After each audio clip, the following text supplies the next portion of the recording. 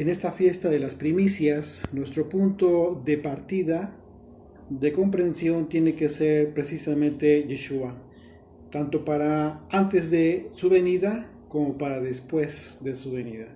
Así es de que, pues bueno, quienes nos estén acompañando, muchas gracias por su compañía. Y bueno, este video va a quedar grabado para quienes gusten en su momento, cuando tengan la oportunidad, verlo y conocer lo que opinamos, lo que hemos podido comprender de la escritura en este aspecto. Pues bueno, nos da gusto compartirlo con ustedes. Así es de que bueno, este es uno de los aspectos que hoy en día la fiesta de las primicias es motivo de discusión en relación a las fechas en las que debemos celebrarlas. Y no solamente la fiesta de las primicias, sino como consecuencia la fiesta de las semanas, Shavuot, Pentecostés. ¿Por qué? Precisamente porque están ligadas las fiestas. Este primer ciclo de festividades que involucra a 4 fiestas, están íntimamente ligadas desde la Pascua, no están desvinculadas. Y si nosotros consideramos esto, vamos a entender quizás de una mejor forma un poquito el esquema del calendario. Y esto parte a partir de qué momento? Parte a partir del momento en que el Señor estableció las lumbreras como señales. ¿Con qué propósito? Justo con este propósito, el propósito de establecernos estaciones, fechas, citas, para que nosotros entendamos cuáles son los tiempos en los que nosotros tendríamos que reunirnos como pueblo, y eso sería lo ideal, reunirnos como pueblo para celebrar sus fiestas. En Génesis capítulo 1, nosotros vemos la base, el sustento bíblico básico, por el cual se desprende toda la comprensión de los mandamientos acerca de esa fecha. Dice Génesis capítulo 1, de los versículos 14 al 19, dice: dijo luego Dios, haya lumbreras en la expansión de los cielos para separar el día de la noche. Aquí estamos viendo algo fundamental e importante. Estas lumbreras de las que está hablando es una referencia directa al sol y a la luna. ¿Ok? Dice, haya lumbreras en la expansión de los cielos para separar el día de la noche y sirvan de señales para las estaciones, para los días y años, y sean por lumbreras en la expansión de los cielos para alumbrar sobre la tierra. Y fue así. E hizo Dios las 2 grandes lumbreras, la lumbrera mayor, para que señorease en el día. Esa es una referencia al sol. Y la lumbrera menor para que señorease en la noche. Hizo también las estrellas. Y las puso Dios en la expansión de los cielos para alumbrar sobre la tierra y para señorear en el día y en la noche, y para separar la luz de las tinieblas. Y vio Dios que era bueno, y fue la tarde y la mañana el día cuarto. Si nos damos cuenta, de inmediato comienza a establecer el conteo de días. El conteo de las horas incluso. Fue la tarde y la mañana. Esa es la razón por la cual el calendario hebreo, los días se cuentan todos, sin excepción, no solamente el día de reposo, todos los días del calendario. El día comienza en la víspera al día anterior, es decir, al caer la tarde comienza a contarse el día, justo como se escribió en el Génesis. En este sentido, la conexión entre la escritura y el mandamiento es sustancial para que las fechas de nuestras festividades sean celebradas con una plena convicción. Tú tienes que estar convencido de esto. Tú no deberías tener esta duda, y para eso pues obviamente que tenemos al alcance la escritura. La rotación es el movimiento continuo de la Tierra sobre el eje imaginario llamado eje terrestre o el eje polar, que es una línea imaginaria que va desde el polo norte hasta el polo sur. Este movimiento es exacto, no obedece a voluntad de hombre. Lo estoy mencionando a propósito porque para quitarnos ideas que pudieran estorbarnos para entender con claridad lo que Dios estableció como una orden a su creación. No dependió de hombre alguno. Y es así como nosotros debemos entenderlo siempre. Eso no va a cambiar jamás. El movimiento de la rotación dura, ¿cuánto tiempo? Dura 24 horas. Es decir, un día solar, si se toma como referencia al sol, o de lo contrario se toman como referencia las estrellas. Entonces, un día dura 23.56, 23 horas con 56 minutos y algunos segundos. Y a esto se le llama, si es que se toma en cuenta las estrellas, se le llama día sidéreo. Esto tiene que ver también con los astros, con una ciencia, ¿sí? Y vamos a ver cómo en base a cálculos matemáticos se establecieron los calendarios, se estableció el calendario hebreo y también el calendario solar, que es el calendario gregoriano, que así lo conocemos. El movimiento de rotación es cuando un cuerpo, como el de la Tierra, gira sobre su propio eje, que permanece fijo, el eje, no se mueve. Mientras que el movimiento de traslación se refiere al movimiento que hace la Tierra al girar su órbita alrededor del Sol. ¿Sí? Vuelta de la Tierra alrededor del Sol. Esto es impresionante y es muy importante, ¿sí?, que de repente nos demos una vuelta a investigar un poquito de estos temas. Yo les invito para que en su momento, cuando tengan la oportunidad, lean de este tema a nivel serio, a nivel científico, ¿sí? Y entendamos que estas señales, pero esto, aunque sea un aspecto científico, es un aspecto que ha descubierto el hombre a través de los siglos, pero no significa en absoluto que el hombre haya creado algo, inventado algo, simplemente lo descubrió. ¿Qué descubrió? Esto que Dios hizo desde la creación del mundo. Nosotros no debemos olvidar ese parámetro, la base fundamental del establecimiento de estas lumbreras y con qué propósito fueron creadas, con esa exactitud. De manera que si consideramos que los movimientos de rotación y traslación de la Tierra y la Luna son matemáticamente exactos, entonces las estaciones están firmadas por el mandamiento que Dios dio desde su creación al establecer el Sol y la Luna. ¿Para afirmar qué? Para afirmar las citas bíblicas, nada más y nada menos, las cuales inician justo con el mandamiento de Éxodo capítulo 12.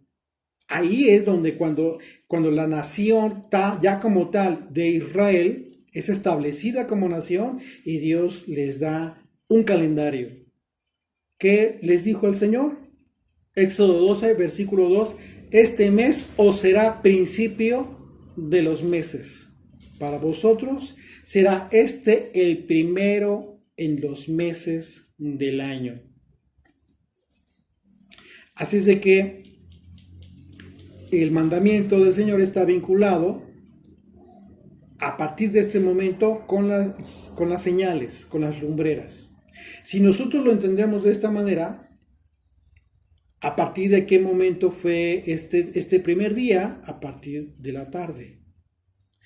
Y dice, y al establecer que el cordero que se iba a ser sacrificado en Egipto tendría que haber sido apartado en el día 10, es otra señal, es un día más en el cual nos lleva de la mano en el conteo de los días a partir de esa fecha. Y luego el 14 de Aviv como el día de la Pascua. Y el 15, como dice literalmente, hoy en la mañana Osvaldo también comentó, afirmó esta diferencia que existe. El Señor separa las fiestas, tanto la fiesta de la Pascua como la fiesta de los panes sin levadura, día 14 y día 15 para celebrar panes sin levadura. Entonces tenemos ya desde este momento una guía.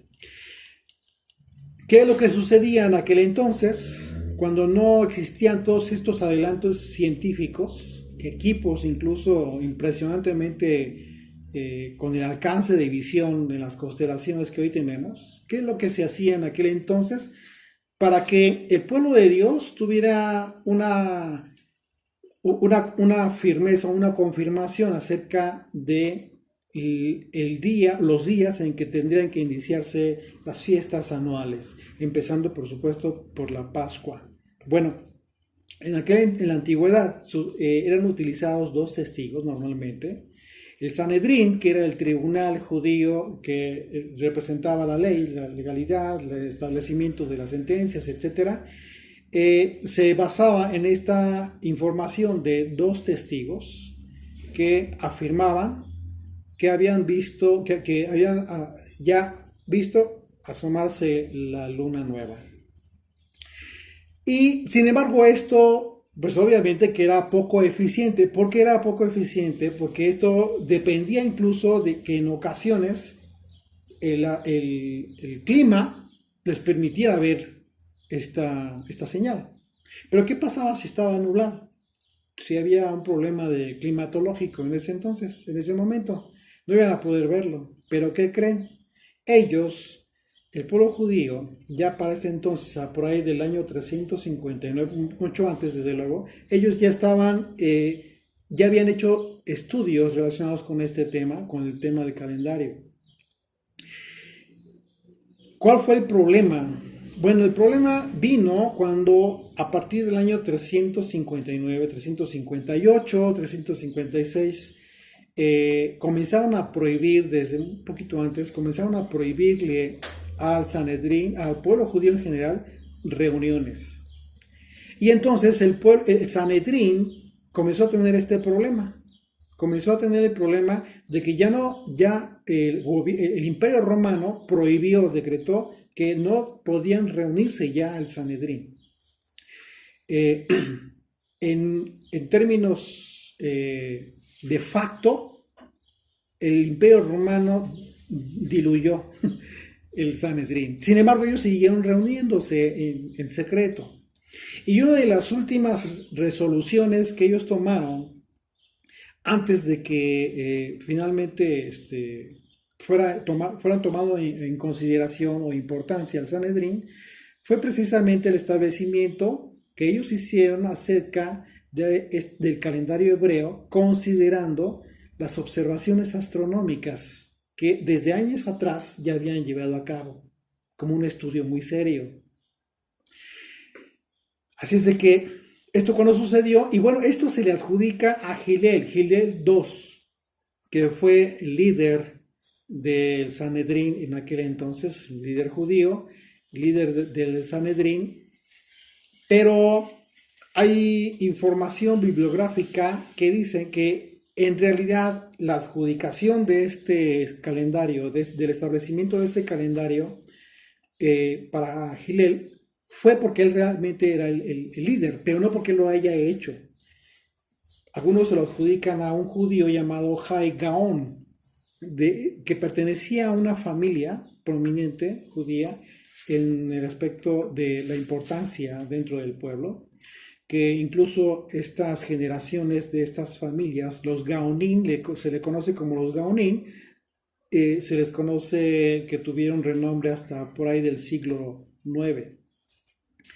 Entonces, pues bueno, y bueno, de ahí nace un mito, este mito que surge de, algunos se lo adjudican a la incomprensión de la forma en cómo es que estos judíos llevaron a cabo este estudio y el establecimiento de este calendario, a fin de que ya no fuera de forma verbal el establecimiento del primer día de Aviv, del primer día hebreo para contar en consecuencia los días del inicio de la Pascua. Entonces, pues bueno, esto fue muy importante, ¿sí? Porque a través de esta observación que llevaban a cabo las autoridades judías, ellos en un momento dado tuvieron esta responsabilidad de corroborar en su momento dado que efectivamente el pueblo tuviera la certeza de cuándo estaba iniciando el año hebreo. Aquí hay una situación importante porque entonces estamos hablando de un calendario distinto al gregoriano, al calendario que se basa en el aspecto del calendario solar. ¿Por qué?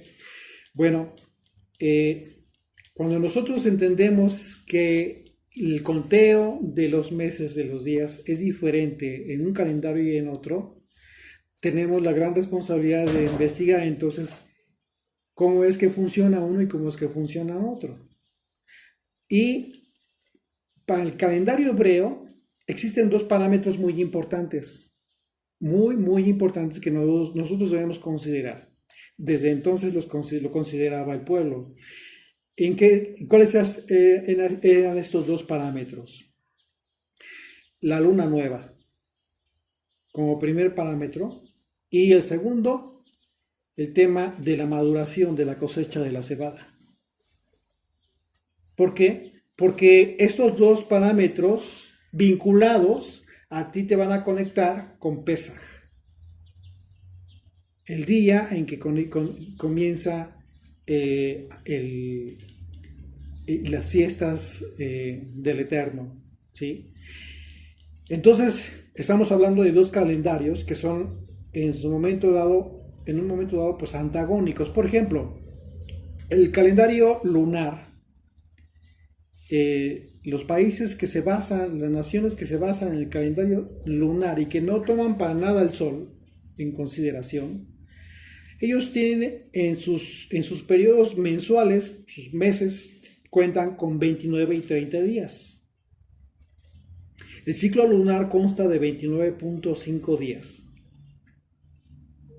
Y lo menciono a propósito porque para que vayamos comprendiendo que eso tiene que ver con aspectos matemáticos. Y el año, entonces, en consecuencia, el año lunar contiene 354 días, en consecuencia, porque se va recorriendo, se va haciendo más pequeño conforme pasa los meses. Es decir, hay una diferencia promedio de 11 días. En 3 años, este calendario tiene un mes más, un mes más que el calendario gregoriano, solar, que es el calendario gregoriano. Esto va cambiando, ¿por qué? Porque se va desfasando cada vez conforme pasa el tiempo.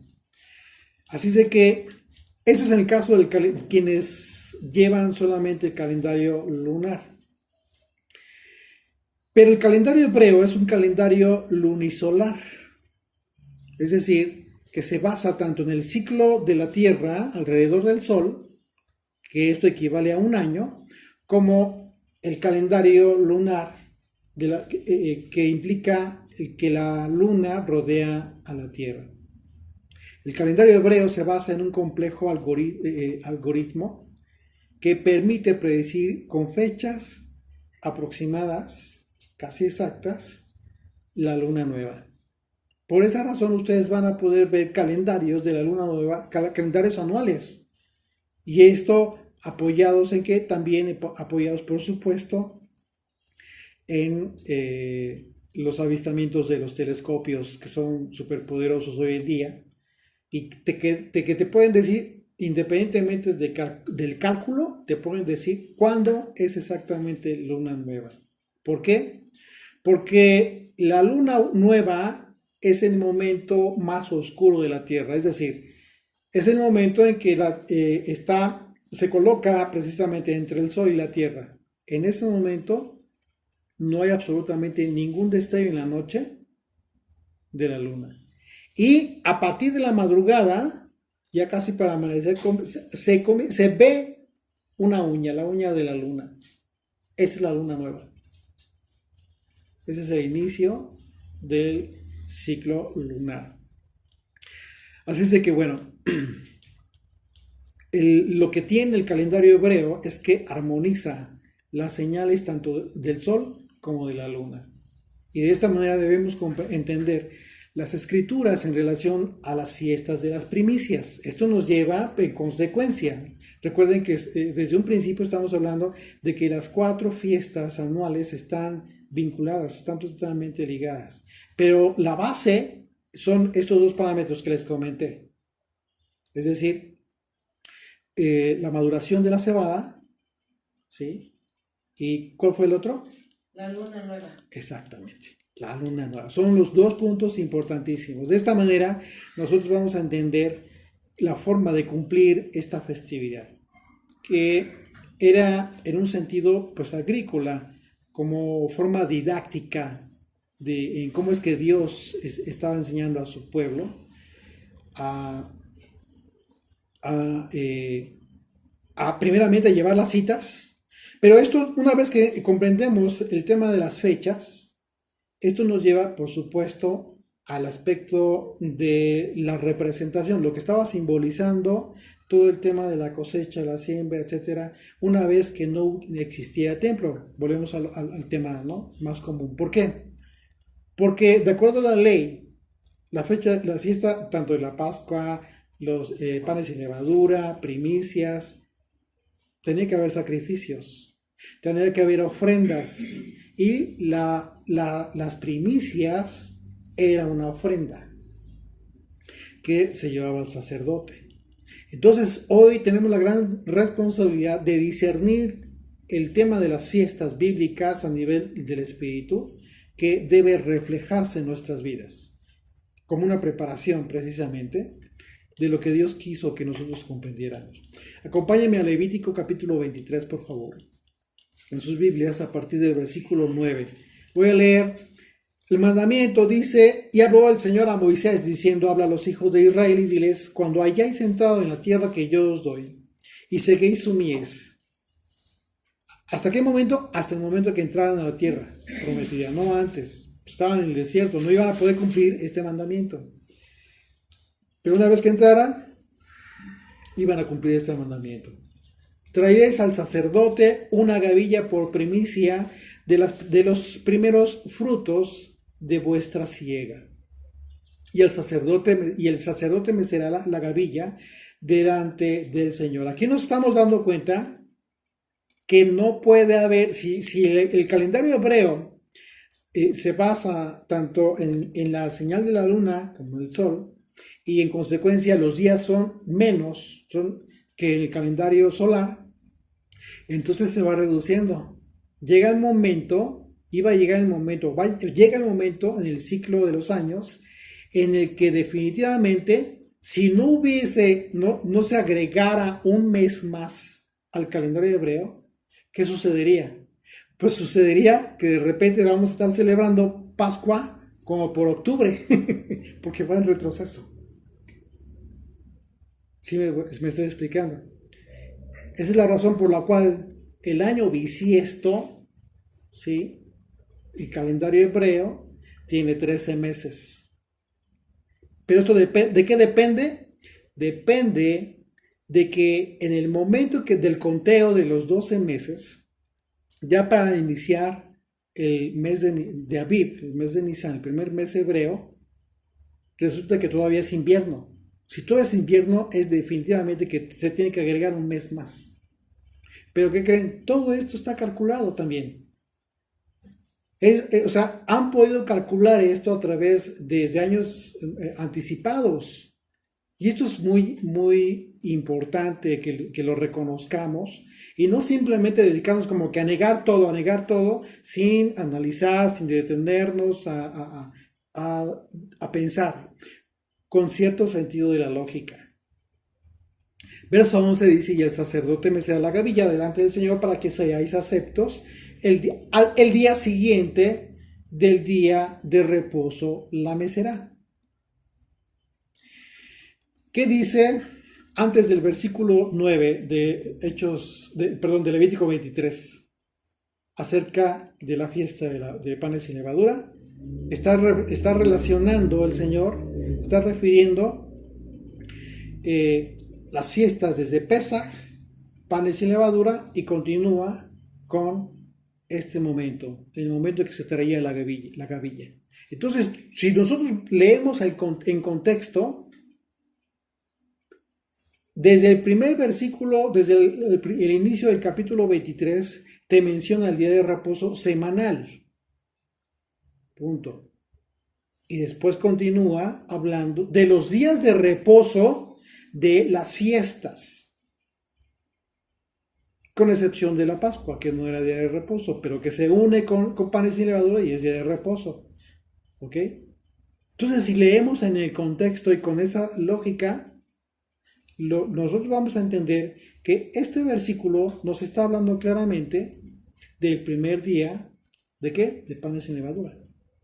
Una vez más, y el sacerdote mecerá la gavilla delante del Señor para que seáis aceptos al día siguiente.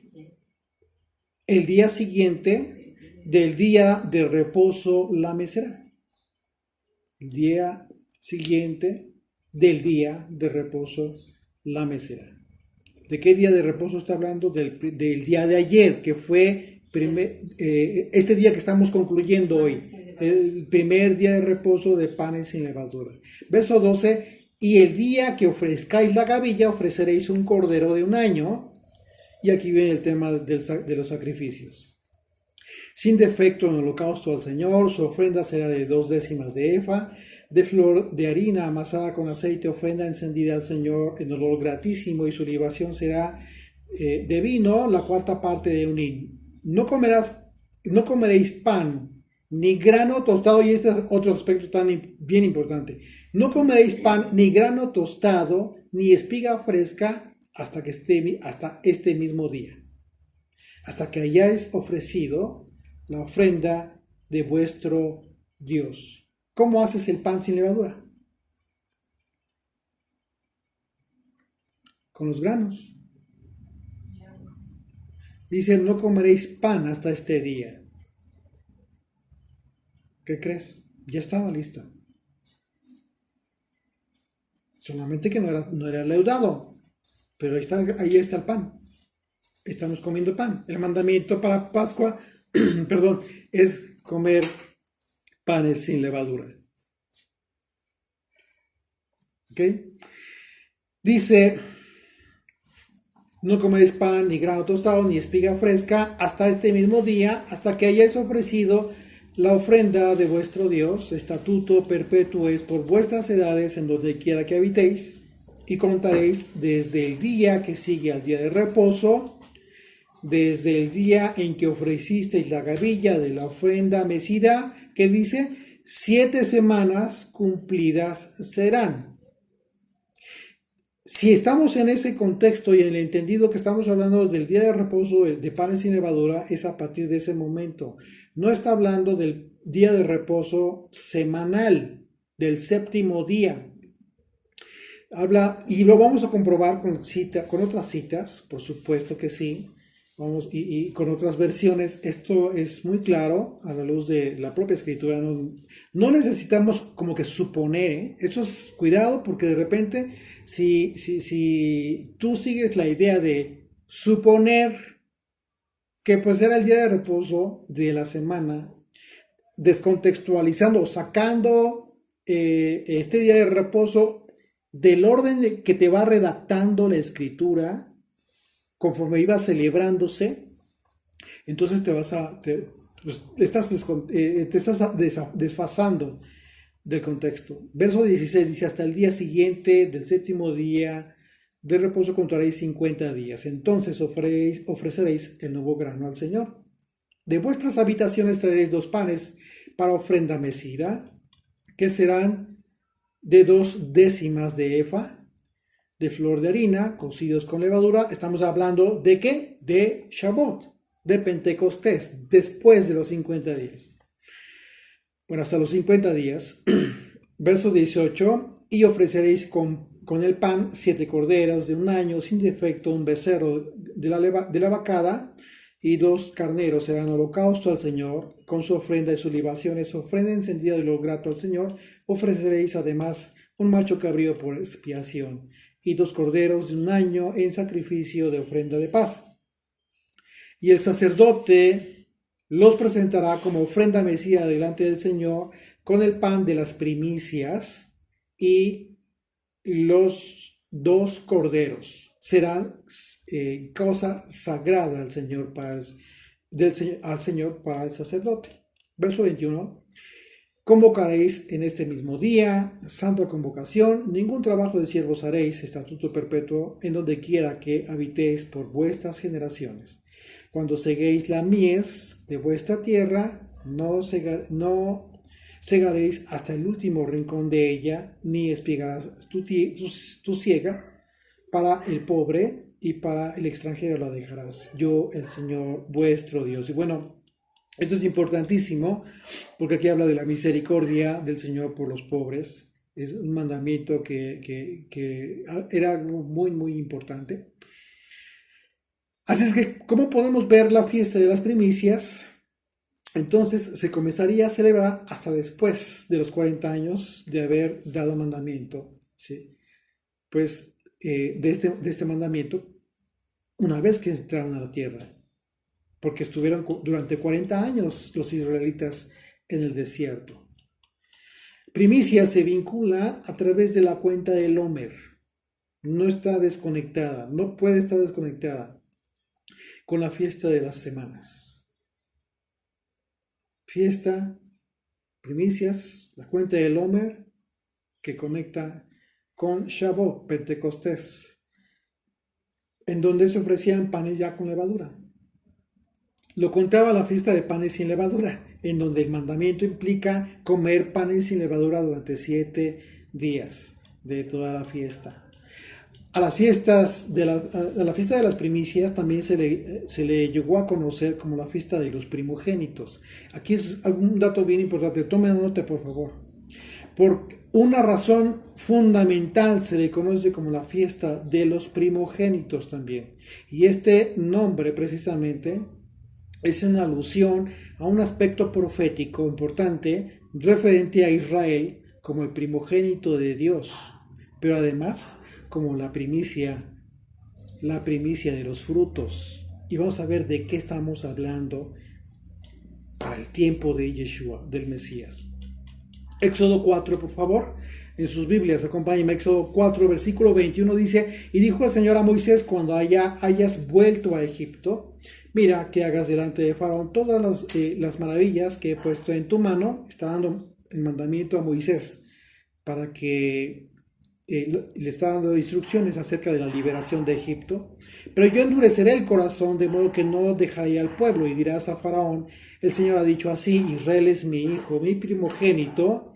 Yo te he dicho que dejes ir a mi hijo. Aquí está una referencia que resalta en el tema de las primicias como uno de los denominativos que le dieron a esta fiesta. Para que me sirva, mas no has querido dejarlo ir, he aquí yo voy a matar a tu hijo, tu primogénito. Desde ese momento ya estaba la sentencia acerca de la muerte de los primogénitos de Egipto y la liberación, la libertad, la salvación de los primogénitos de Israel a través de la Pascua.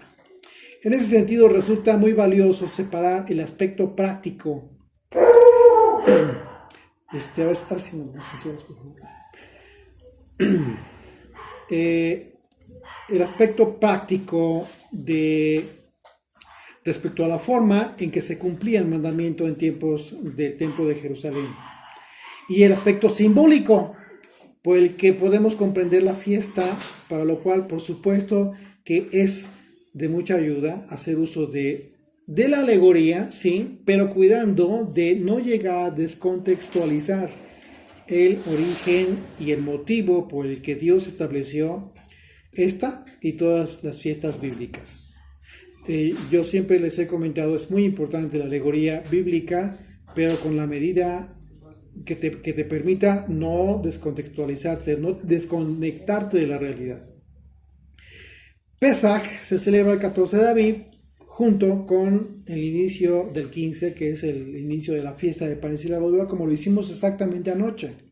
¿Okay? El inicio de este día de reposo que está concluyendo en estos momentos.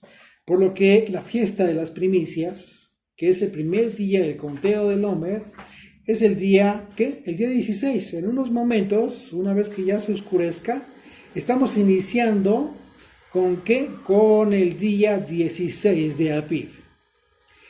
Si de una manera general, entonces nosotros consideramos, tomamos en cuenta que Yeshua murió hacia el final del día 14, entre las 2 tardes, antes del inicio del día de reposo, de acuerdo a Juan capítulo 19, versículo 31, entonces fue puesto en la tumba poco antes de caer el sol. Es decir, poco antes de que iniciara el día 15, conforme a la forma hebrea de contar los días, que ya lo hablamos. Yeshua entonces fue puesto en la tumba poco antes del día de reposo de la fiesta de Pesaj y panes sin levadura. ¿Ok? Así es de que este Shabbat anual, ¿sí?, de panes sin levadura,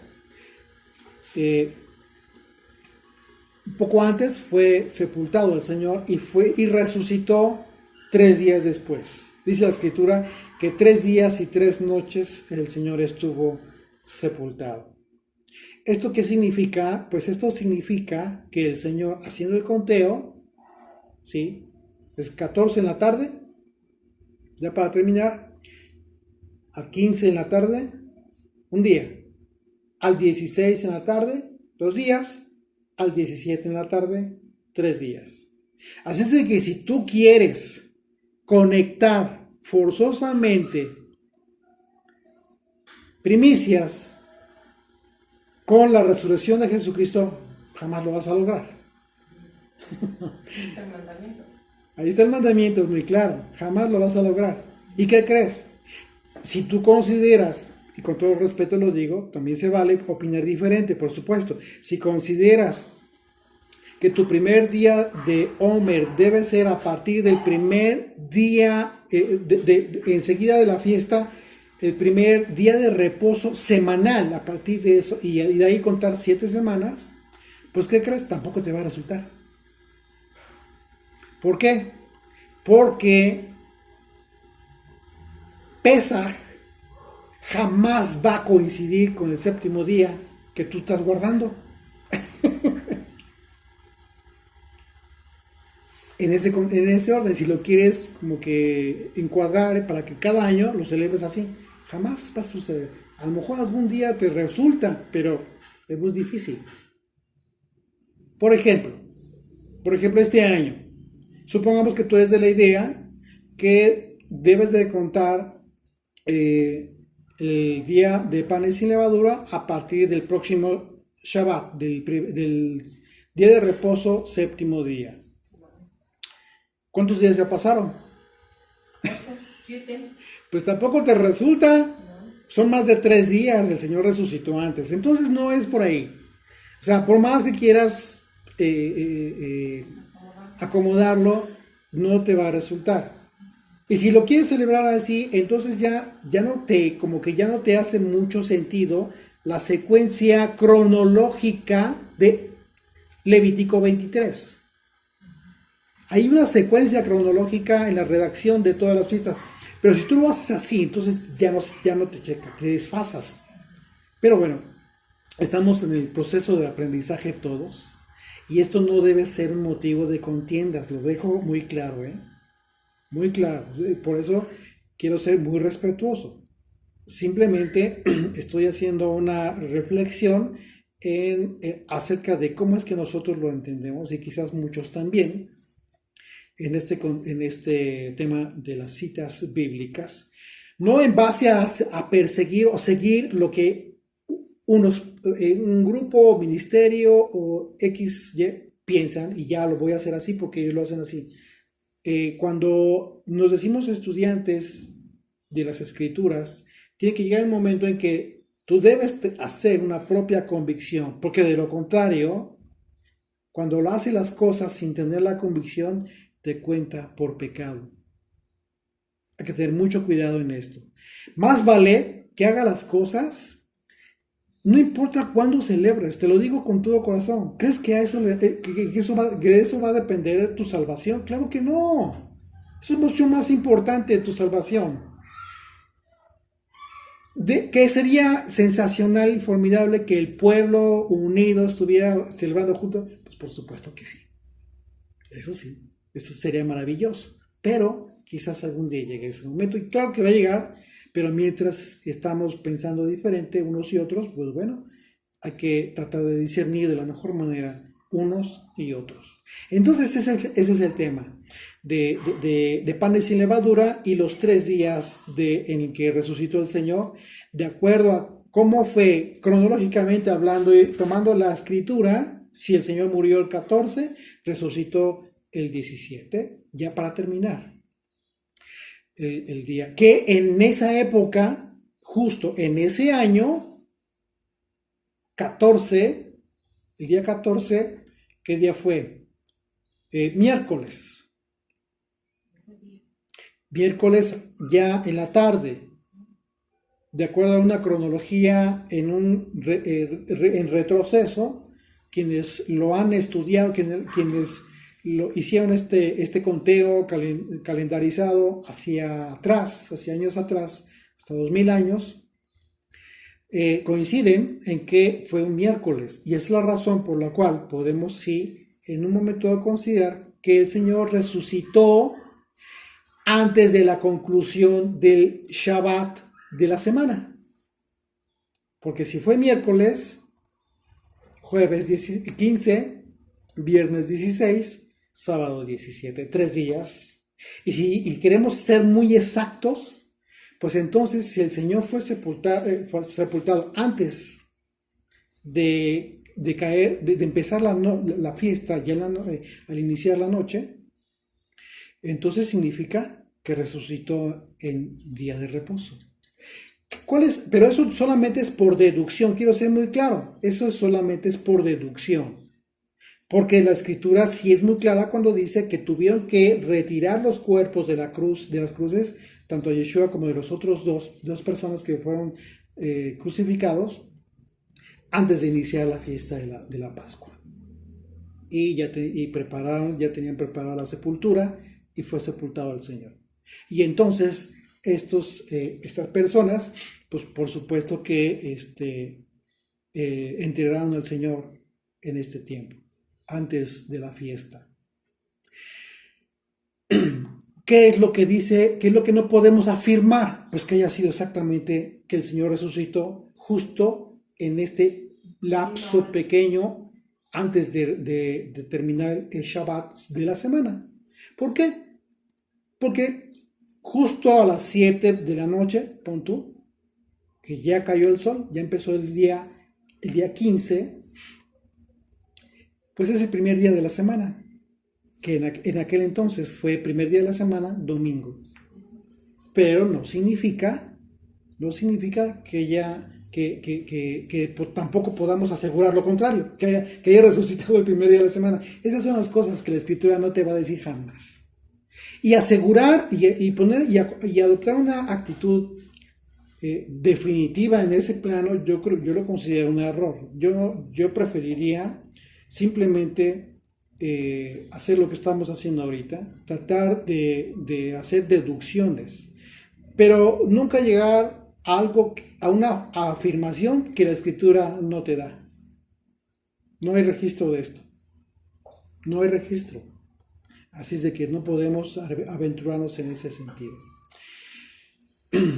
Pues bien, entonces en ese sentido secuencial, vemos que Yeshua no resucitó en el Shabbat anual, el día de reposo anual, sino resucitó en el día de reposo, de la semana. Él resucitó en el día de reposo de la semana. Entonces ahí lo importante de poder diferenciar estos momentos, ¿no? Perdón por mis perritos, pero es que son bien escandalosos. Bueno, ya les fueron a callar. Así es de que sí, como les decía, Yeshua entonces no resucitó en el Shabbat anual, de día de reposo de panes sin levadura, si consideramos entonces toda esta cronología. Y lo anterior nos proporciona un indicio más acerca de quién o quiénes representan las primicias en el ámbito profético en el contexto de esta fiesta. ¿Por qué? Bueno, si ya dedujimos por la propia escritura que Yeshua no pudo haber resucitado en el día de reposo de la fiesta, del primer día de la fiesta de panes sin levadura, sino que resucitó en el día tercero después de su sepultura, y que pudo haber sido en el día de reposo de la semana, pues entonces nos debemos de preguntar, y entonces las primicias, si Yeshua no es las primicias relacionadas con la fiesta, entonces, ¿qué pasa con las primicias de este tema? Bueno, hay una confusión aquí, y esto se refiere a este tema de los 2 días de reposo, tanto el de la semana como el anual. Y el anual en ocasiones es intermedio entre 2 días de reposo de semana. Así que la pregunta es si Yeshua debió resucitar en el día de las fiestas de las primicias. Pues en ese sentido ya queda claro que al observar la cronología de las fechas establecidas para la fiesta, de acuerdo a los evangelios, Yeshua tuvo que haber estado bajo tierra 3 días. Eso no tiene ninguna duda, ninguna duda, en la absoluta. Y al considerar la fecha de ese día, en ese año, la fiesta del día de reposo de panes sin levadura de ese año, no coincide. Así es de que bueno, esto es lo que en un momento dado nosotros tenemos que considerar. La enseñanza acerca de que Yeshua tuvo que haber resucitado en las fiestas de las primicias se basa en un contexto equivocado, citando la escritura. Sí, citando la escritura, pero el contexto no es el de las fiestas, sino de la resurrección de Jesucristo. ¿Por qué?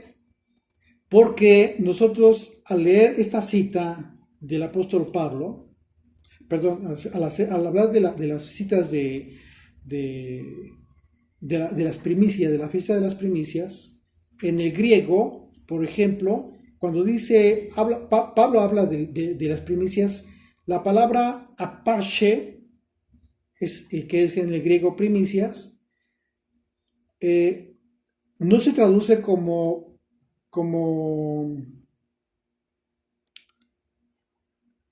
si, entendiendo que fuera una primicia, hablando de Yeshua, sino de primicias, como de primicias. Cuando la escritura refiere a la ofrenda mecida representada por las primicias, habla en plural siempre. Esto visto desde un punto de vista contextual en referencia a la fiesta de las primicias. Ahora acompáñenme por favor a 1 Corintios para ver esto. Capítulo 15, verso 20. Dice: mas ahora Cristo ha resucitado de los muertos, primicias de los que durmieron es hecho. Primicias de los que durmieron es hecho. Aquí es la palabra griega que yo les comentaba, ¿sí? Traducida como primicias, es una palabra singular.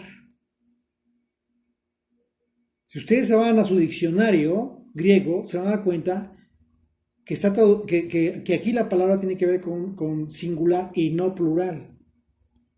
Así que Yeshua es el primer, en singular, la primicia, el primero.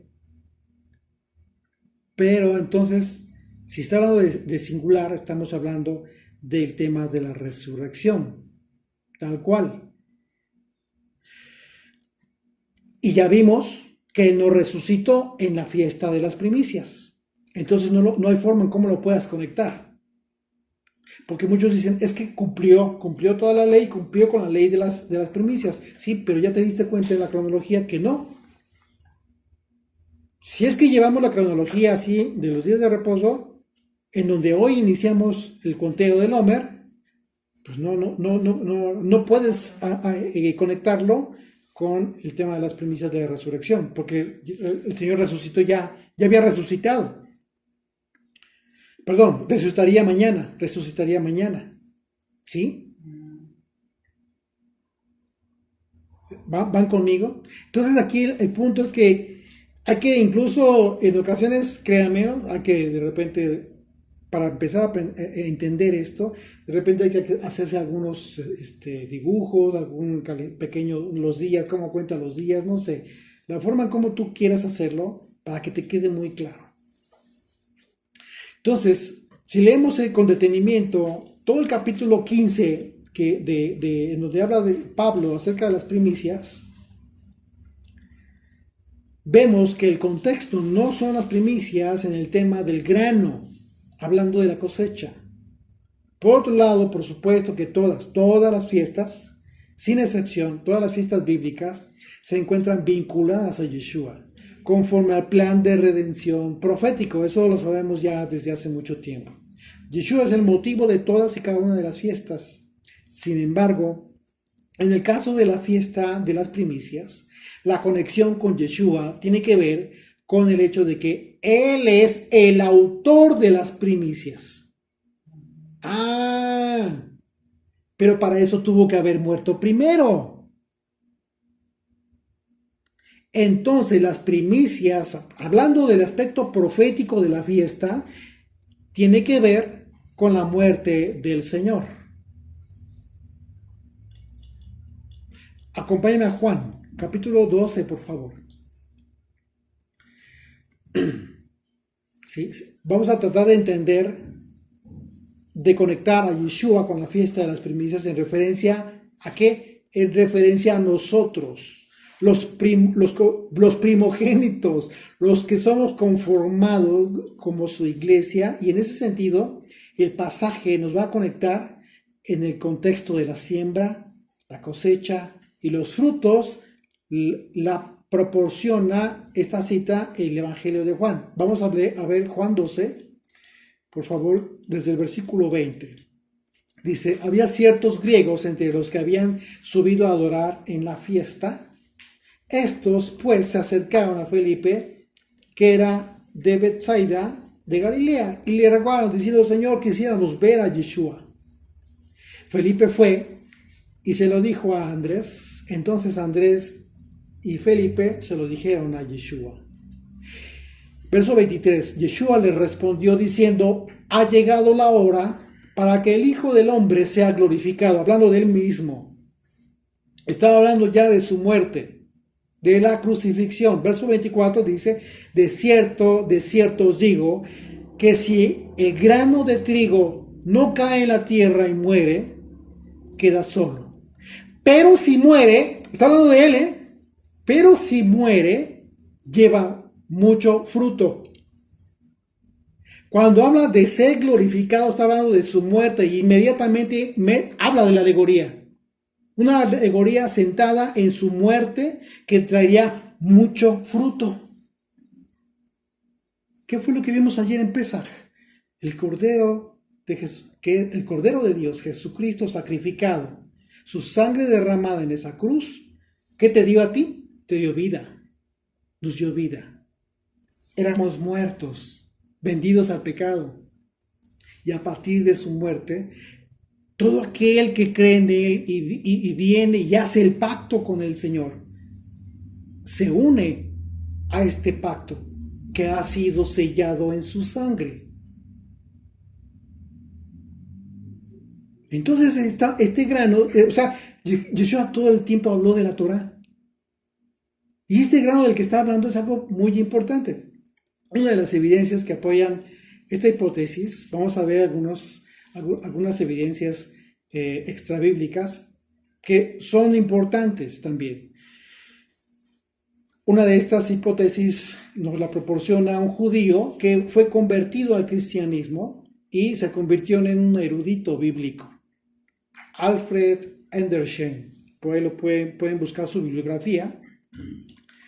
Y bueno, este hombre conocido especialmente por su libro titulado La vida y los tiempos de Yeshua el Mesías. El procedimiento de la gavilla de la ofrenda mecida, él lo redacta en su libro y dice así. Voy a leer tal cual la cita de su libro. Dice: al llegar el tiempo para cortar la gavilla, no desconectemos del calendario hebreo, ¿sí? Y del tiempo, estos dos parámetros, la luna nueva y la cosecha, ¿sí? ¿Okay? Los dos parámetros importantísimos, porque si no estaba lista la cosecha significaba que todavía era invierno, así que el calendario hebreo se iba ajustando en esos términos.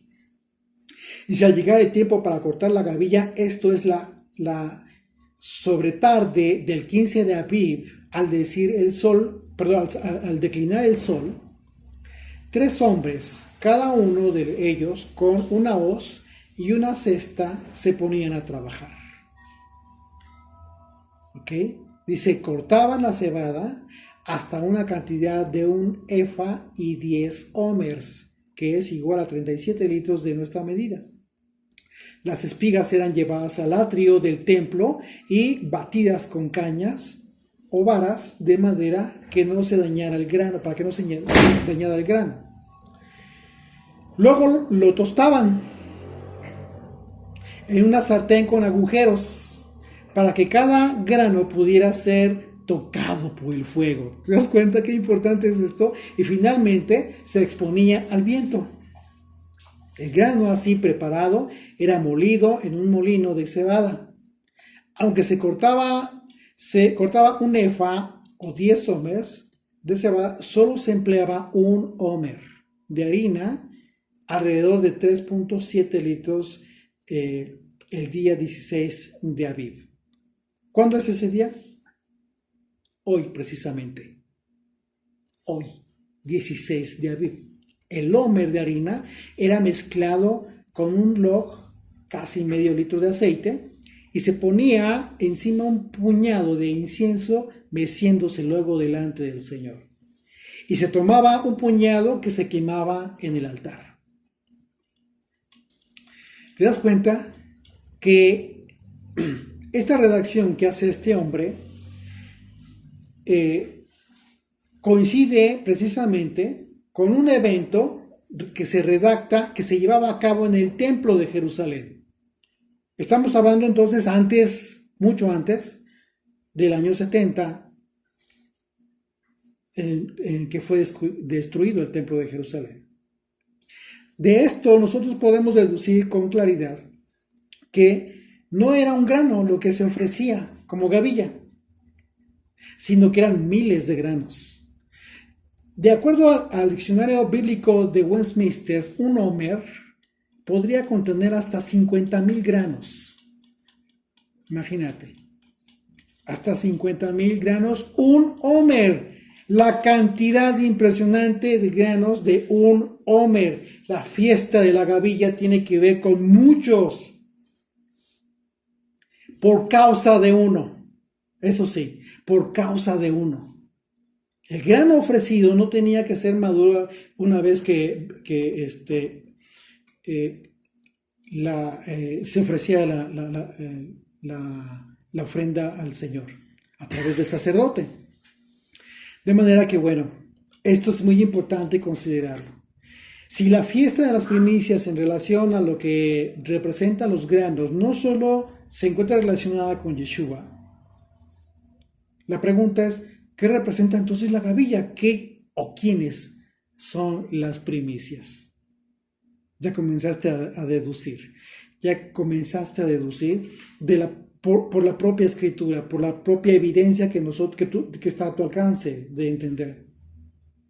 Bíblicamente una gavilla puede representar a una persona, pero también a un grupo de personas. ¿Sí? Génesis 37, vamos a ver lo que sucedió con un sueño de José. Y aquí vamos a ver el sueño, cómo la implicación de la alegoría del sueño de José que a final de cuentas fue profética.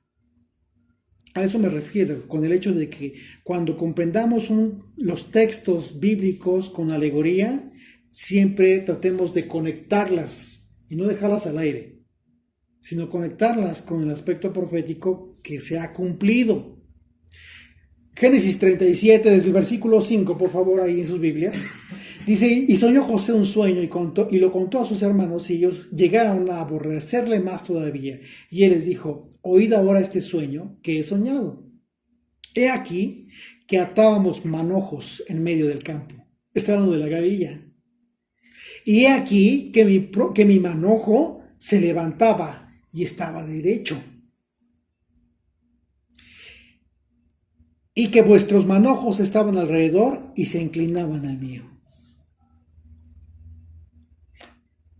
Recordemos que Jacob tuvo 12 hijos.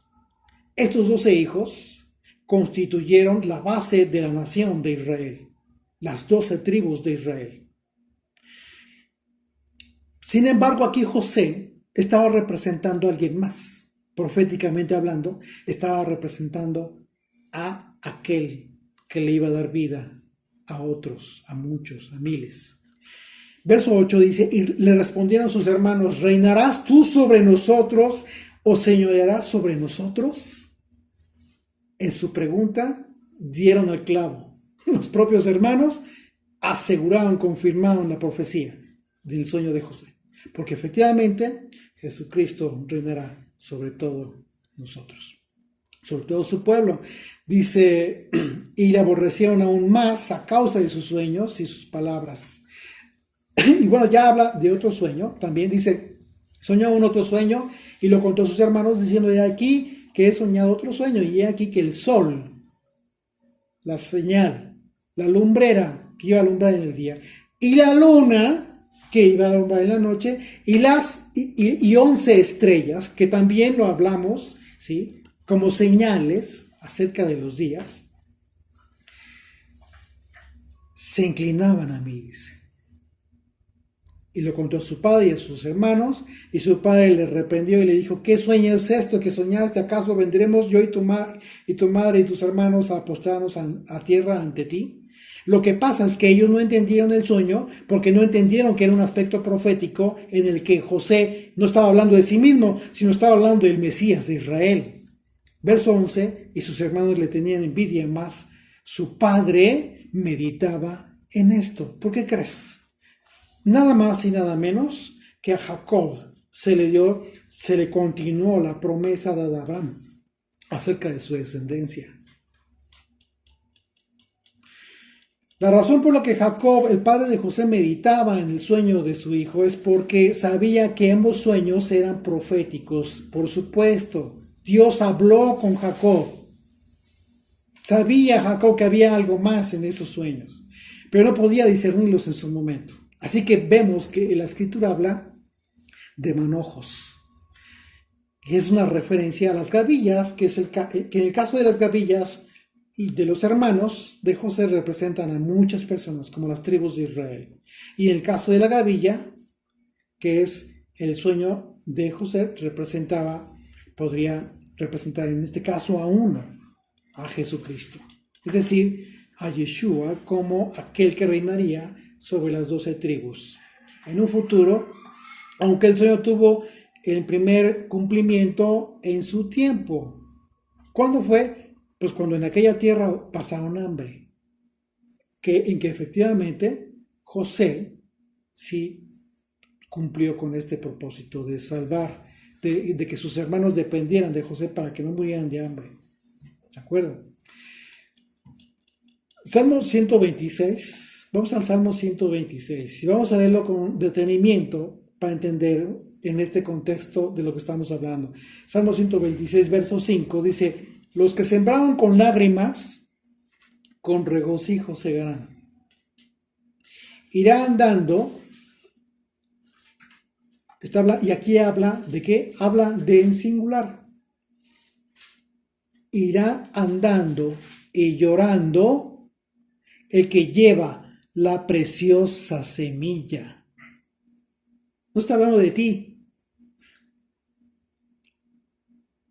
No está hablando de aquellos que tenemos el gran honor de compartir la palabra. No, está hablando de uno. Aquel que lloró.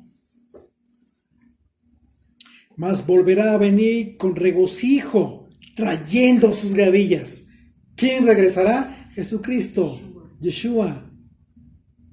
Y está hablando de todas estas gavillas.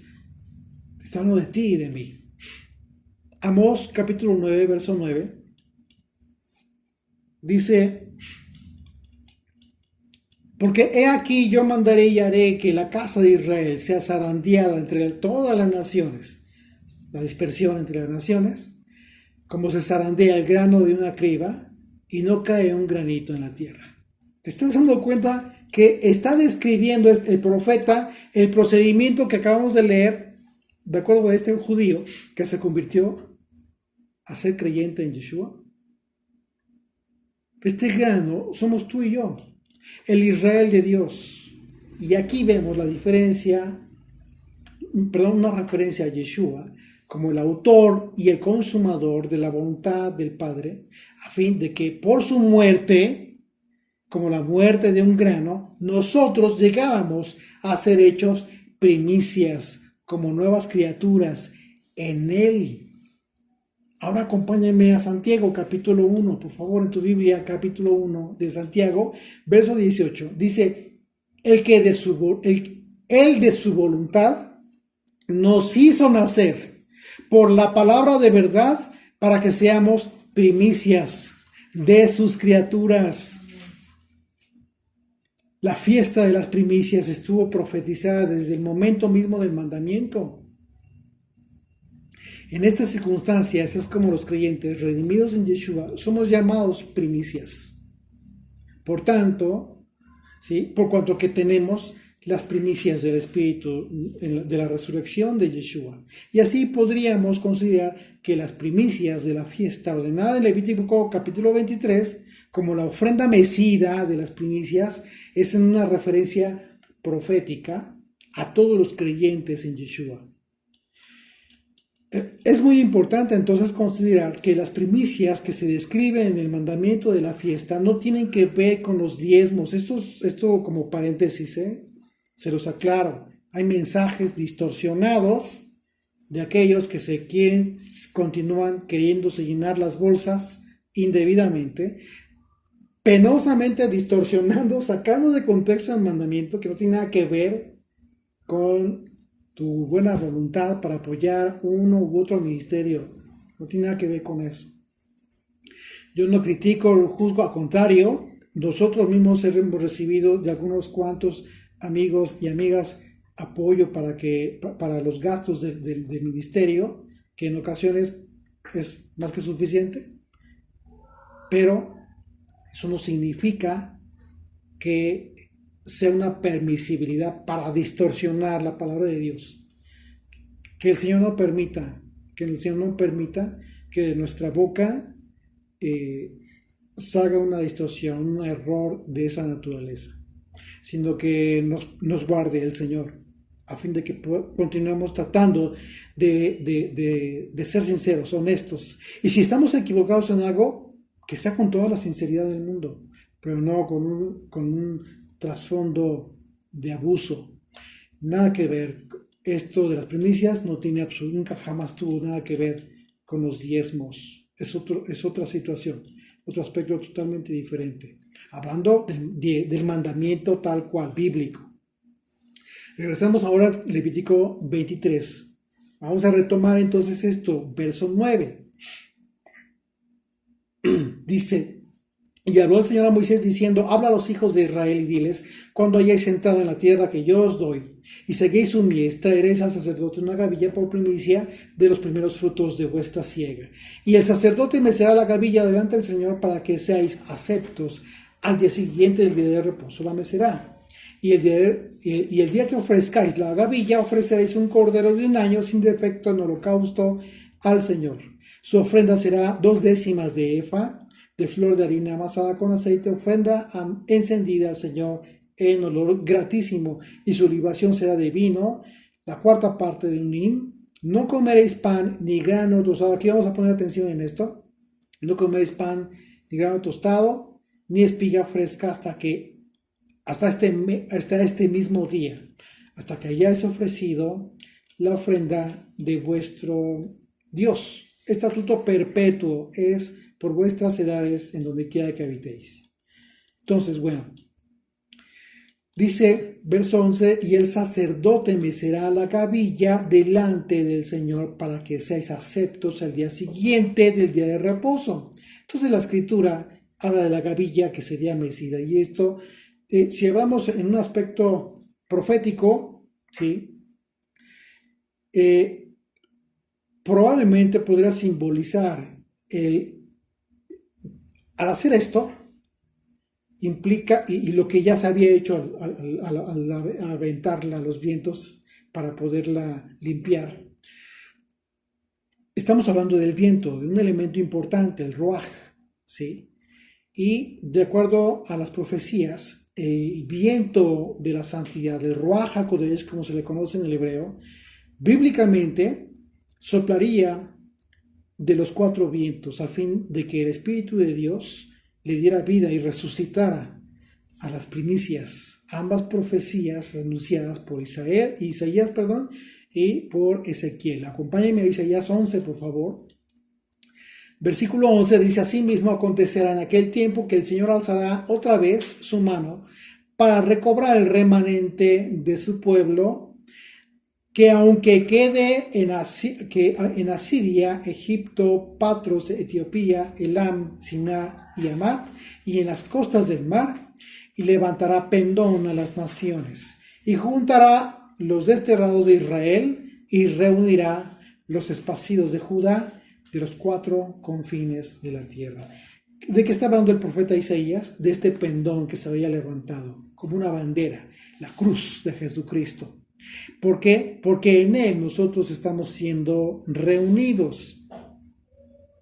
Por eso dice el profeta: asimismo acontecerá que en aquel tiempo el Señor alzará otra vez su mano para recobrar el remanente de su pueblo. Y está hablando del remanente, ¿por qué? Porque ya hemos visto que a través de los mandamientos el Señor estableció un filtro para ver quiénes estaban conformando esta nación. Y Ezequiel 37, a partir del versículo 9, dice: y me dijo, profetiza al Espíritu, profetiza, hijo de hombre, y di al Espíritu, así ha dicho el Señor, Dios, Espíritu, ven de los 4 vientos y sopla sobre estos muertos y vivirán. Y profeticé como me había mandado, y entró espíritu en ellos, y vivieron y estuvieron sobre sus pies. Un ejército grande en extremo. Me dijo luego: hijo de hombre, todos estos huesos son la casa de Israel. No está hablando de la casa del norte, ¿eh? Está hablando de la casa de Israel. Te invito para que leas el capítulo 16 de Éxodo, para que te des cuenta que ahí, desde Éxodo, está hablando de la casa de Israel como una referencia a las 12 tribus de Israel.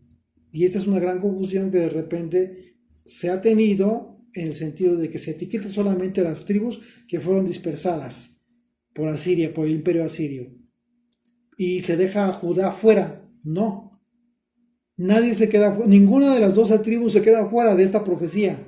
Esta profecía está hablando de las 12 tribus de Israel, la casa de Israel. Dice, ¿en dónde me quedé?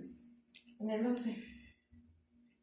Verso 11 dice: y me dijo, hijo de hombre, todos estos huesos son la casa de Israel. He aquí, ellos dicen, nuestros huesos se secaron y pereció nuestra esperanza, y somos del todo destruidos. Por tanto, profetiza y diles: así ha dicho el Señor Dios.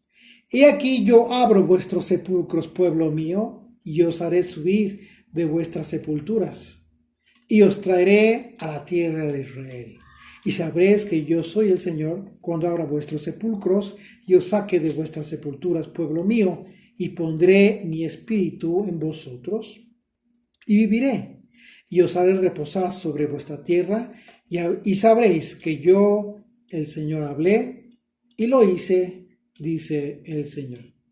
Así es de que, como vemos, el profeta Ezequiel esta profecía de Ezequiel es una clara referencia al viento como el Espíritu que reuniría al pueblo de Dios. En estas circunstancias, si Yeshua resucitó, ¿sí?, en el inicio del primer día de la semana, o resucitó todavía en el Shabbat de la semana, significa que resucitó después de que la gavilla fuese mecida, después del 16. Eso representa que Yeshua es la causa del fruto, la gavilla que representa a todo Israel. Verso 15 de Levítico 23 dice, y contaréis, y aquí una vez más, dice, y contaréis desde el día que sigue al día de reposo, desde el día en que ofrecisteis la gavilla de la ofrenda mecida, 7 semanas cumplidas serán. Aquí no habla de día de reposo. Tú puedes ver en todos los pasajes de la Escritura, cuando se refiere al séptimo día, lo dice tal cual, séptimo día, al día de reposo. Pero aquí está hablando de semanas. Dice, en aquel día ofreceréis la gavilla de la ofrenda mecida, 7 semanas cumplidas serán. Pero no te dice a partir de qué momento, de que empieces a contar a partir de qué día. No, ¿por qué no te lo dice? Porque la cronología ya te lo dijo desde versículos anteriores. Te dijo que la referencia es el primer día de reposo de panes sin levadura. Al día siguiente. Contaréis 50 días, entonces ofreceréis el nuevo grano al Señor. Pentecostés. La referencia para determinar a partir de cuándo se debe empezar a contar el hombre, lo vemos en estos versículos. Y dice, versículo 6, atrásito, de ahí mismo de Levítico 23. A los 15 días de este mes, la fiesta solemne de los panes sin levadura al Señor. 7 días comeréis panes sin levadura. El primer día tendréis santa convocación, ningún trabajo de siervos haréis. Aquí está la base. Como ya hemos visto, la cronología de la celebración de estas 3 primeras fiestas anuales indica que son una tras otra, empezando por Pesaj, seguida de panes y levadura y primicias. Una de las fuentes, y aquí viene algo bien interesante, una de las fuentes tempranas acerca de Yeshua, acerca del tiempo de Yeshua y de que él cumplía este mandamiento de las primicias, corresponde a una referencia que hace Flavio Josefo. Flavio Josefo, en su obra Antigüedades de los Judíos, hace el siguiente relato. Dice, lo voy a leer, dice, la fiesta del pan ácimo, que es pan sin levadura, sucede al de la Pascua, el día siguiente, y cae en el 15º día del mes y continúa durante 7 días, es decir, el día 15 de Aviv y continúa durante 7 días, los cuales nos alimentamos de pan ácimo. Está hablando, incluyéndose, cumplía el mandamiento. Cada uno de estos días se matan 2 toros y un carnero y 7 corderos. Los carneros se queman enteramente, además del cabrito que se añade al resto para los pecados, porque el propósito es que sea una fiesta para el sacerdote durante todos esos días. El segundo día de panes sin levadura, que es el 16º del mes, el 16 de Aviv, se participa por primera vez de los frutos de la tierra, porque antes de ese día no se tocan. Se considera apropiado honrar a Dios, de quien se obtiene una abundante provisión ofreciendo la primicia de la cebada de la siguiente manera. Y describe, se toma un puñado de espigas, se secan, se machacan, se para la cebada del afrecho. Luego se lleva una 10ª parte al altar ante Dios, y arrojando un puñado al fuego se deja el resto para uso del sacerdote. Después de eso, se puede recoger la cosecha pública o privadamente. Con esta participación de las primicias de la tierra, se sacrifica un cordero como holocausto al Señor. Antigüedades de los Judíos, tomo 1, libro 5, parte 5.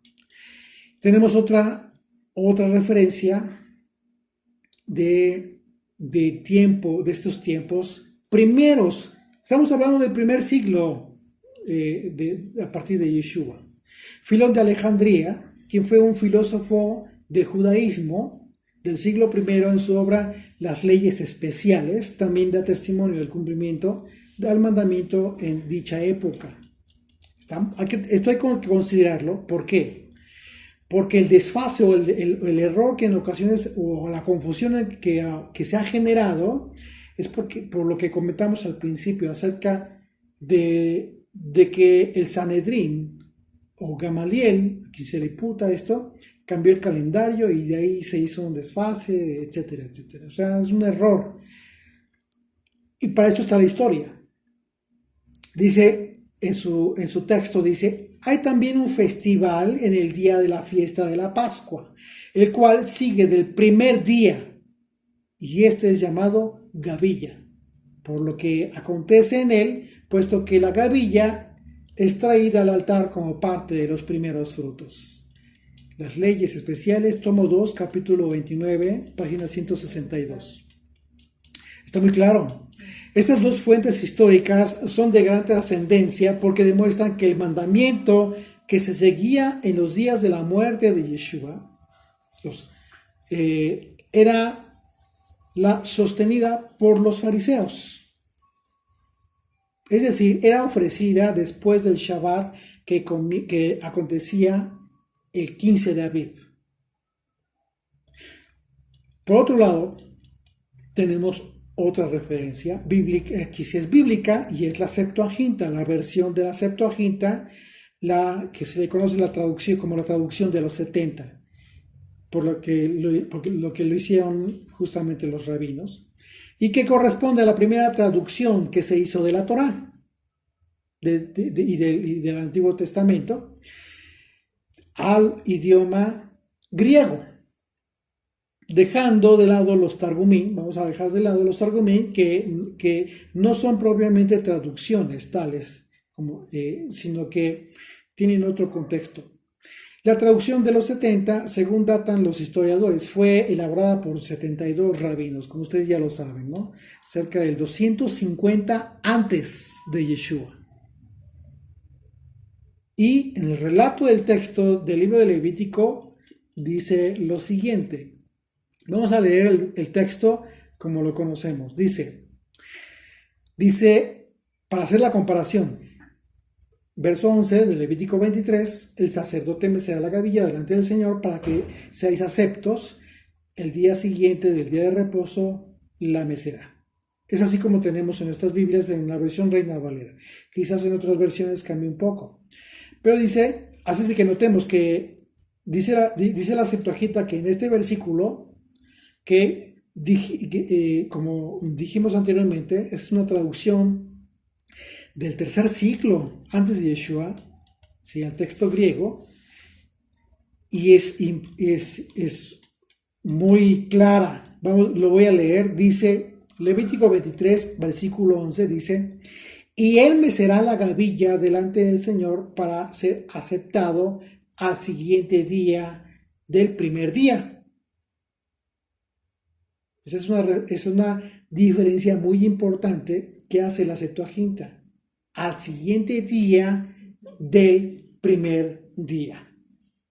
Aquí no dice Shabbat, tampoco dice día de reposo de la semana, del primer día de la fiesta. Entonces hay que hacerle caso a la cronología del Levítico 23 que tienes en tu Biblia, en donde te está diciendo claramente que está hablando del primer día de panes sin levadura y enseguida de la fiesta de primicias. Aquí no dice que no habla para nada, que estaría como que sacado muy de contexto, muy sacado de contexto si hablamos de séptimo día. Para más claro, la Reina Valera dice al día siguiente del día de reposo. La Septuaginta, que es un texto muchísimo más anterior, incluso que la venida de Yeshua, dice al siguiente día del primer día. Entonces, el primer día, esto comprendido en el contexto, hace referencia al primer día de la fiesta de los panes sin levadura. Otro de los textos también que aportan convicción acerca del inicio de la cuenta del Homer es la siguiente bíblica. Acompáñenme en sus Biblias a Josué, capítulo 5, por favor. Dice Josué 5, verso 11, y el otro día de la Pascua, literal, y al otro día de la Pascua comieron del fruto de la tierra, los panes sin levadura, y en el mismo día espigas nuevas tostadas. Primicias. Claro. Entonces ya vimos que de acuerdo a Levítico 23, verso 14, no se comía del grano sin que primero se ofreciera la gavilla. Ya había sido primicias. Por lo anterior tenemos lo siguiente. ¿Ok? Número 1. El 14 de Aviv era el sacrificio por la tarde. 2. El 14 por la noche, entrando el 15 de Aviv, cena de Pesaj y panes sin levadura, inicia el primer día de reposo. Día 16 de Aviv, que es el que estamos terminando justo en estos momentos, es el día después del día de reposo, en que ya se ofreció la gavilla y ha comenzado la cuenta del Homer. Día 16 de Aviv, día 1 de la cuenta del Homer. Así es que un dato importante es el hecho de que en los evangelios y en las cartas del Nuevo Testamento, y eso es muy importante a considerarlo, no hay ningún registro de que los apóstoles hayan tenido diferencias en cuanto a las fechas en que se celebraban las fiestas. Hubiese sido importante esto, pero no. En ese sentido, el camino hacia Shavuot queda establecido a partir del día después del primer día de reposo, de panes sin levadura, y el apóstol Pablo, lo podemos ver, tampoco tuvo problema en cuanto a la fiesta de Shavuot, que es lo que determina este desfase que en ocasiones tienen algunas personas. Es decir, vamos a Hechos 20 y vamos a ver lo que sucedió con el apóstol Pablo. Perdón, ya estoy. Dice Hechos 20, versículo 16, por favor, dice, porque Pablo se había propuesto pasar de largo a Éfeso para no detenerse en Asia, pues se apresuraba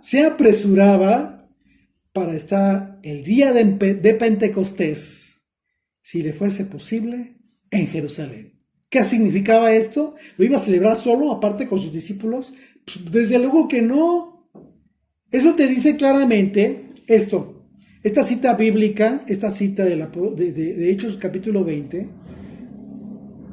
si tú la conectas con los registros históricos de Josefo, ¿sí?, de historiadores de la época del primer siglo, y con la versión de la Septuaginta, que es desde mucho antes, 3 siglos antes de Yeshua, entonces vas a entender con muchísima más claridad y más simpleza la cronología de Levítico 23 en todas las fiestas. Sin problema. Sin ningún problema. ¿Por qué? Porque entonces ya cualquier argumento acerca de que alguien cambió un calendario o etcétera queda totalmente fuera de lugar. Recordemos que Pentecostés es una de las 3 fiestas que, de acuerdo al mandamiento, todo varón debía presentarse ante el Señor. Y el apóstol Pablo así lo hizo. Y esta es la evidencia más clara de que en el tiempo de Yeshua y los apóstoles jamás hubo contradicción en el inicio del conteo del Homer. Ellos llevaron el conteo del Homer como lo hacían los líderes, los sacerdotes, en el templo de Jerusalén. Así es que como dato importante adicional, tenemos que el mandamiento habla de contar 7 semanas. No dice que cuentes 7 días de reposo semanal. Y la propia escritura también, un dato más, aclara esto. Acompáñenme a Deuteronomio, por favor, versículo 16. Desde el versículo 9 dice: 7 semanas contarás.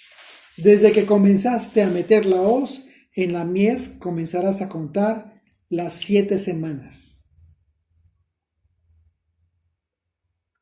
¿Qué crees? En este caso, la palabra semanas no es la palabra Shabbat. En el hebreo, la palabra semanas es Shavua. Entonces no estamos hablando del día de reposo. Contarás 7 semanas. ¿Esto qué significa? Específicamente se habla de contar 7 semanas. 7 veces 7 a partir del primer día de reposo de la fiesta de panes sin levadura, sin importar en qué día haya caído. No importa. ¿Por qué? Por cuanto que el conteo del Omer siempre dependió de las lumbreras, de las estaciones, ¿sí? Que te señalan los años, los días y los meses. No de un día fijo establecido de la semana, como es el 7º día, que no cambia nunca. ¿Por qué razón entonces en un año celebras tu Pascua en una fecha y el año siguiente es otra fecha? Pues porque no tiene nada que ver un día fijo de la semana. Eso es lógica. Así es que tenemos que contar 7 veces 7 a partir del primer día de los panes sin levadura, sin importar en qué día haya caído, por cuanto que el conteo del Omer siempre dependió de estas lumbreras. Génesis 1 a partir del 14 y no de ese reposo de cada semana. De manera que la forma práctica en que nosotros como creyentes cumplimos el mandamiento es haciendo conciencia de cada día del conteo del Omer rumbo a Shavuot, como un tiempo en el que recordamos la preparación que tuvo Israel en el desierto para recibir los mandamientos en el Sinaí, como una profecía del tiempo de preparación que tendría el pueblo de Dios como la novia, preparándose con los vestidos, que son las acciones justas, los mandamientos, que le confieren el derecho a Israel para ser la esposa del Cordero. Actualmente, como otras fiestas, no es posible cumplir el mandamiento de la gavilla mecida, claro que no, como lo describe la Torá, porque no hay templo. Exactamente. Así es. Tenemos una gran encomienda, escudriñadas acerca de cuál es la voluntad de Dios. Y en estos tiempos de festividades, en que espiritualmente ocurren cosas en la vida de las personas, que definitivamente les revela cada día un poco más, a todos nos revela un poco más lo que espera el Señor de parte de su pueblo, en cada día en que le rinde honor y gloria, a pesar de tener lo que en un momento dado hoy existe como la situación en la que nos encontramos en la dispersión. Nuestra esperanza es de que Él vendrá. Mientras que Yeshua regresa entonces por su pueblo, consideremos que tenemos en Yeshua nuestro sumo sacerdote. Aquel sumo sacerdote del orden de Melquisedec, que en cada fiesta de las primicias, es Él quien nos presenta delante de Dios como una ofrenda mecida en el tabernáculo celestial, delante del Padre, porque nosotros somos el fruto de su muerte y resurrección. Que el Señor nos permita continuar discerniendo, profundizando, con un corazón sencillo, sabiendo que no lo sabemos todo, pero que nos esforzamos para comprender cada día un poco mejor su palabra, su voluntad.